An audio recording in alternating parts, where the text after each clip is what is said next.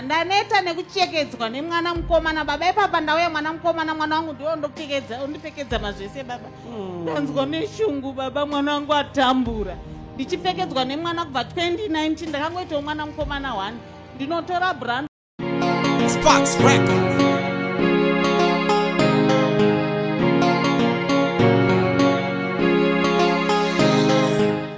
Hello guys and welcome to Zim Reality ITV. Starangura kuberekwa ndi DJ Sparks. Triple napa patinoyana nyaya dzakasiyana-siyana dzinenge dzichiitika munyika yeZimbabwe mativi mana ose enyika yeZimbabwe. Nyaya ndine pana panyaya inosirisa, inyaya inorwadza, inyaya inodzimba moyo. Pana mai vakutaura kuti ivo vakastroka. Then vakastroka pavatanga kusaona. So mazoona kutopfekedzwa hembe, vakupfekedzwa mbatya nemwanakomana wavo mumwe chete wainawo. Saka inyaya inosirisa. Saka vanga vari kuchechi kwa Prophet kuda kwache Jose. Wachibwana matiro. As you can see kuti pa page la Prophet kuda kwache Jose kunoda kuzoona more video about zvikuitika ku Victorious Family International Church. Munoona kuvisita Facebook page yanganze Prophet kuda kwache Jose. Then muona more zviri ipapo. But for now ndiri video yandina ada ndikuatidze guys kuti muone zvikuitika ikoko vanhu vachina matiro. But I know kuti kuna vamwe vanhu vane kutenda kushoma vasingatende vasinga believe kuti zvinhu zvakadai zvinoitika. Vanongotenda kuti kana zvinenge zvichiitika zvakadai mushonga vasingatende kuti Jesu kana kuti Mwari vanokwanisa kuzviita. But vari kuti uyai ku Big Sunday musi wa 28 April uyai kana mina hama dzenyu dziri kurwara hama dzenyu dzisingaone vasinganzwi uyai nadzo vana matiro ende hakubhadhariswe mari. It's free kuona munhu waMwari ruponeso pachena. Saka muona kumboya mumbotraya hapana chakuluza. Ende vanhu vazhinji vandanga complaina Sparks waiva kutudza zvese izvi wai chichichichichichichi ndozvinoita vanhu vakachingosina dambudziko ndozvaunoita. But musaone dambudziko uchishaya kuzondoita sei nekusaona kwandiri kuita kana ndoita sei dambudziko andinaro ndipo unofunga kuti endaona namba dzaProfit vaiva ndambonwaona. But for now ngendimbokuadze video yandinaro. Asi guys namba dziri kubuda apa ndidzo namba dzedu dzeZim Reality ITV. We are open for business kana paine mada kuzomarketa business yake anozvada kumaketa paZim Reality ITV akasununguka kuti bata panamba idzodzo ndidzo namba dzatinobatika ende tinobatika ipapo 24/7 tinenge tiripo. Nawo tichipinde pavideo ranhasi ndada kuti timboone tichionesana zviri kuitika that vanokwanisa kubatsirika vachibatsirika mosiya zviri kuitika. I saw a certain family in the morning session. Kuna mai vanga vachi Prophet. Oh, this is the family. Toda kuti mundiudze kuti problem ndeyei. Wabva tozoti tisu. Kuna nekuti vakangoti kugara wakangwarira muzvinhu zvaMwari chero vasiriwo ndakutongoti ndiwo. Vanhu vakangwarira ivava. Ndikutaura chokwadi. Unofanira kugara muchechi ungoti unofanira kubira vanhu nyasha saJacob. Anditi? Bira una Esau nyasha. Tora nyasha. Hallelujah. Amen. Nino ndatanga kuya pano nhasi neproblem yangu ndakastroka 2019 asi ndadeclare makuseni baba pawati munobhiliva here because pandakastroka ndakatanga kuluza sight izvezvi zvandioni asi ndadeclare nababa makuseni takabvumira ndoenda kumba ndakuona saka handisi kubva pano ndisati ndakuona zvestroke zvingazotera zvazvasi maziso man of God ndigona kuuya kuchechi ndizvo chete zvandiri kushuvira pazuva ranhasi mazvita. Oh yes. Saka mati mabvumirana nani zviya munhu mama? naMwari nemunhu waMwari naProfeti naMwari Jesu musika vanhu nemi baba wangu Profeti.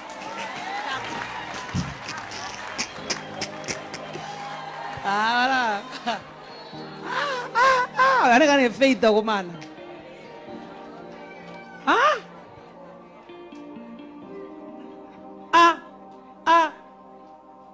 Vakomana nemadairo amamita amenda futi muri kuona munoona kai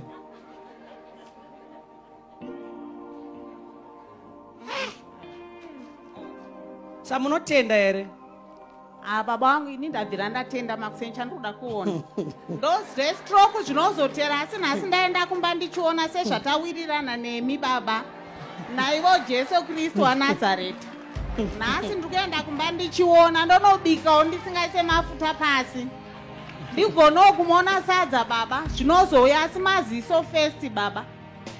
neruoko rwangu rundigona kugeza ndaneta nekuchekedzwa nemwana mukomana baba ipapa ndauya mwana mukomana mwana wangu ndiwo undipfekedza mazvese baba ndanzwa neshungu baba mwana wangu atambura ndichipfekedzwa nemwana kubva 2019 ndakangoitawo mwana mukomana 1 ndinotora bra ndopfeka uku ndotora imwe ndopfeka uku ndopfeka skin tight ndomwena ndoti chindipina ondipina ndoti chindipfekedza hembe mwana mukomana baba ndatambura ini nhasi izuva rangu baba nhasi zviri kungoitirwo vamwe neniwo izuva rangu nhasi. Oh yes. Awara vanhu vanoita vada kupedza service vada kuclose uzoona kuti you'll be wise. Amai Jesu anokuporesa handiti ndinogamuchira ishe wangu ndinogamuchira. I'll pray for you. I'll pray for you and Jesus will heal you. Amen. Amen. Amen. Thank you, Jesus. Amen. Baba yanawo ndewapi? Ndini sisi wacho mukoma wavo. Okay. Nemwana wangu womusikana uyo ane problem yelambu zamu rake rine lambu. Samunotenda here emimi? Chokwadi ndinotenda. Chokwadi ndinotenda munhu waMwari. Tozviona sei kuti munotenda? Toziva sei? Vakambonamatira mwana wangu uyu muzukuru wangu uyu akanga asachipihwe mari nababa wake but ndakauya Sunday mukamunamatira mukati it is done and Thursday yacho baba wacho wakabva wauya nemari and then Tuesday ndetiri ku1-on-1 nemi munhu waMwari ndikati ndine munhu weukamenga achindibetsera kubhadhara mwana wangu mafees but ezvinezvi akangomira pato ne11 months asi Tuesday yacho iyoyo dzenge dziri kuma5 pamakandinamatira then kumaraundi 9 to 10 mwana wangu akandifonera achifara achiti mama mari yangu ndanzi ndiyozokolekta mangwana. Saka samukulista zvisezvo kuti kudini? Ndikulista izvozvo kuti zvinoita hapana chinoramba nemunhu waMwari hapana. Oh my God, this family is a wonderful family. I want you to stretch your hands to these people. This is a wonderful family. I lift my voice to you.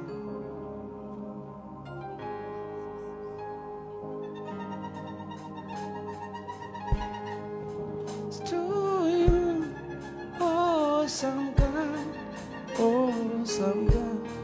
I lift my voice to you, awesome God. I lift my voice to you, awesome God, awesome God.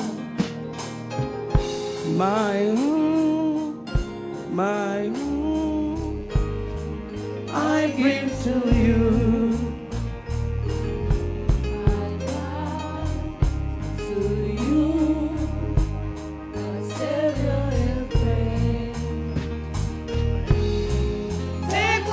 Glory,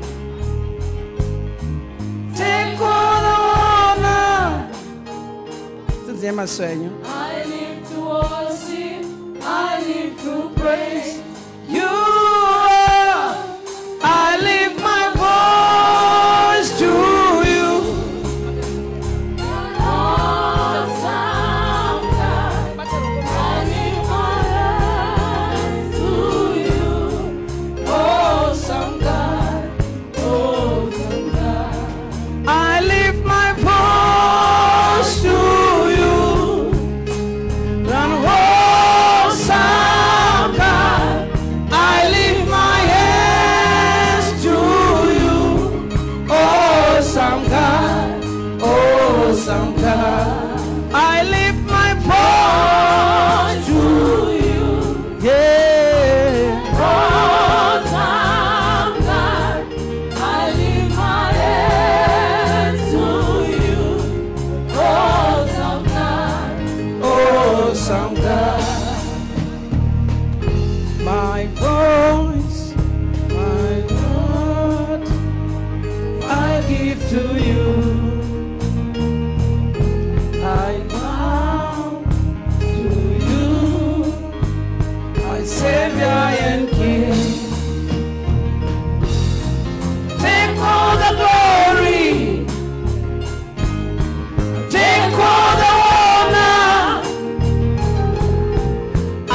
live to worship, I live to praise you.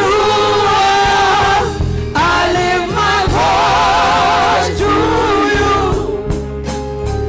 Awesome God, I live my hands to you. Awesome God, awesome God, I live my voice to you. Thank you, Jesus. Awesome God, I live my hands to you. Awesome God, awesome God. Thank you, Jesus. Our Savior, your friend, I bow to you. Savior and friend, take all the glory, take all the honor. I live to worship, I live to praise you. I live my voice to you. Awesome God, I lift my hands to you. Awesome God, awesome God. I just saw it.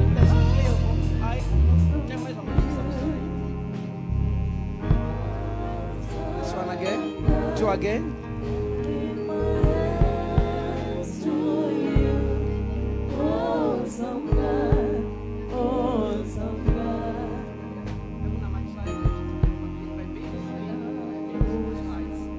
From now on, receive your sight in the name of Jesus. In the name of Jesus. Honor.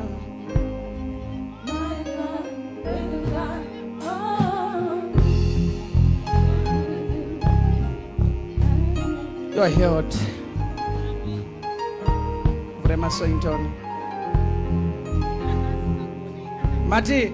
Nasingakuonei ndakunyatsokuona muri Ita mere mere, ita mere mere, ita mere mere. Celebrate, celebrate, celebrate. Awesome God, I live my voice to you.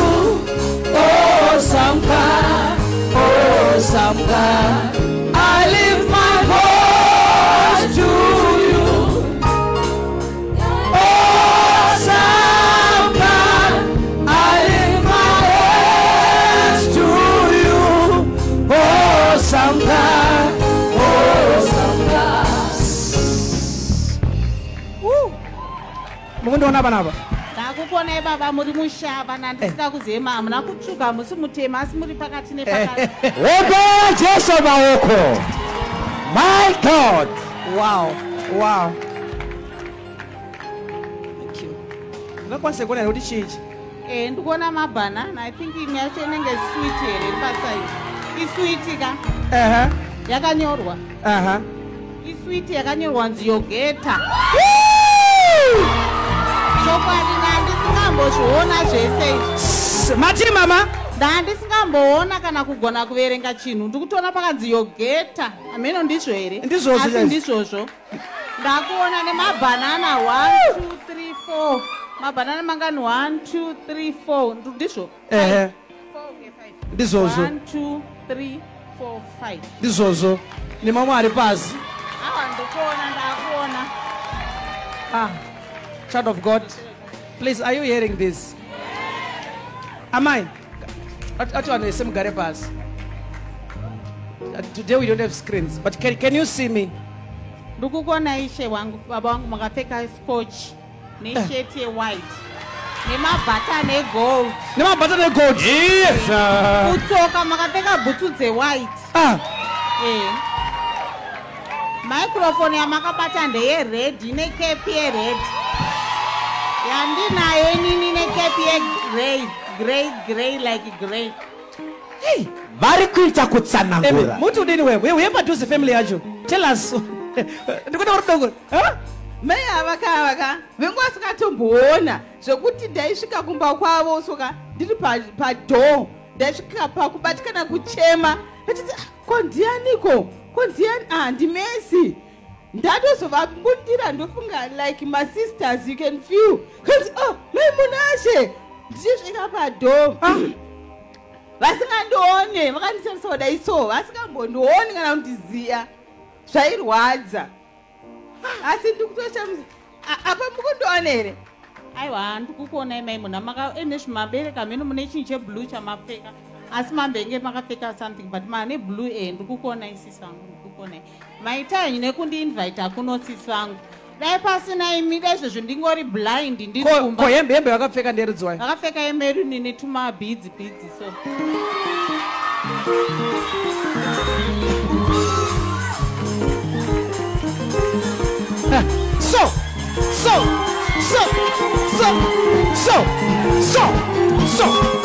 lift Jesus higher Jesus higher where the pastors where what do you pastor Timo pastor where panoto so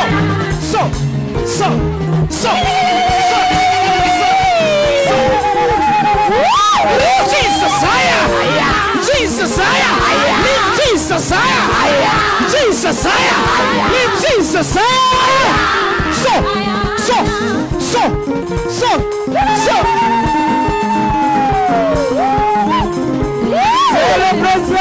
celebrate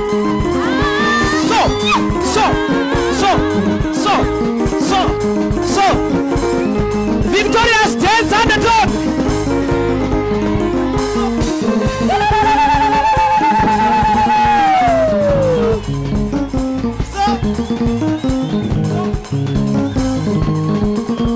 Lift higher Jesus higher Jesus higher Jesus higher lift Jesus higher Jesus higher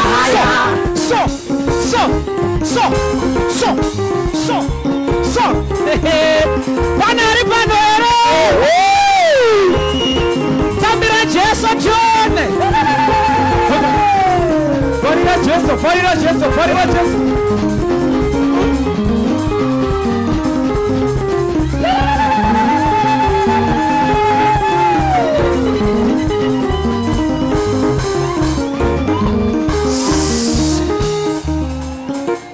This is amazing. This is amazing. Yes. What we are seeing, is this real? Is it a drama?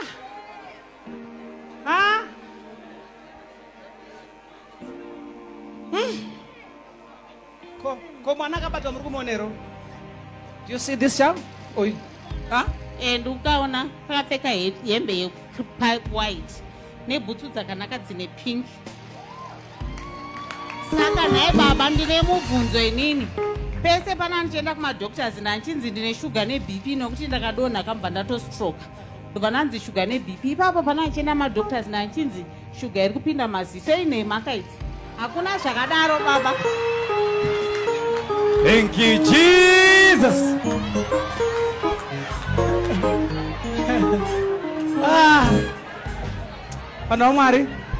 Let us take our seats. Let us take our seats. Say to your neighbor.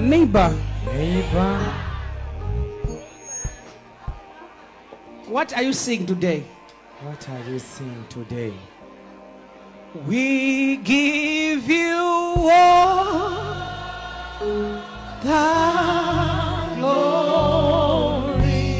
the glory, Lord. We worship you, Lord. You are worthy to be. We give you all. We give you all. We give you all.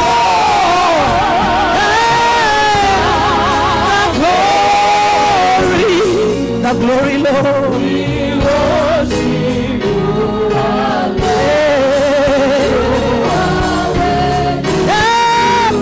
zviona zvikuitika kuCity Sports Center kuchechi kwaprofeti kuda kwashe Jose inova iyo chechi ndeyaprofeti ika chechi ndeyamwari kuchechi yamwari asi inotungamirwa naprofeti kuda kwaShe Jose inoitwa kuCity Sports Center. Guys, I know kuti makawanda vasingatende zvakadaiwo zvinoitika. Even niniwo ndaisatombozvitendawo kusvika ndazoonawo zvandakaona kuti maybe chokwadi. I think ichokwadi ndichitrekawo zvinenge zvichiita se zvinenge zvichiitika ikokoko. You see, saka muri Zimbabwe, I think for now ndagomera panapa. Thanks for watching, thanks for supporting Zimu at ITV. We are all invited. You are all invited. Nzvimbo yeCity Sports Center kusati kuende kuna vanoda namba dzacho dzekubata kuti vanyatsonzwisise kana paita zvozati vanofamba sei vanobva kure. Namba dzawo ndidzo namba dziri apa idzi. Namba dziri apa dziri kubuda apa idzi munoda kubata ipapa apo muona.